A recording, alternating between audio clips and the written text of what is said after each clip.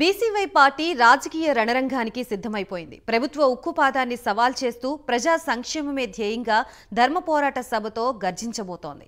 ఈ నెల 13వ తేదీ సాయంత్రం 3 గంటలకి పుంగనూరు నియోజకవర్గంలోని చదళ్ల గ్రామంలో భారత చైతన్య యువజన పార్టీ నాయకులు, కార్యకర్తలు, అలాగే రైతులు, ప్రజలు, యువకులు పాల్గొని బలహీన వర్గాల కోసం చేస్తున్న ధర్మ పోరాట సభని విజయవంతం చేయాలని భారత చైతన్య యువజన పార్టీ అధినేత బోడే రామచంద్ర యాదవ్ పిలుపునిచ్చారు. ఇందుకు సంబంధించి బీసీవై పార్టీ నాయకులు పోస్టర్ రిలీజ్ చేశారు.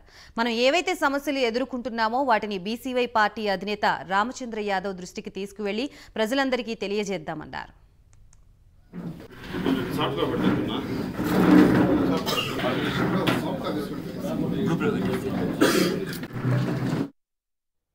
ఈ నెల 13వ తేదీ సాయంత్రం 3 గంటలకి చదల గ్రామంలో మన ప్రియతమ నాయకులు భారత చైతన్య యువజన పార్టీ జాతీయ అధ్యక్షుల ఆధ్వర్యంలో పుంగనూరు ధర్మ పోరాట సభ నిర్వహించబోతున్నాము.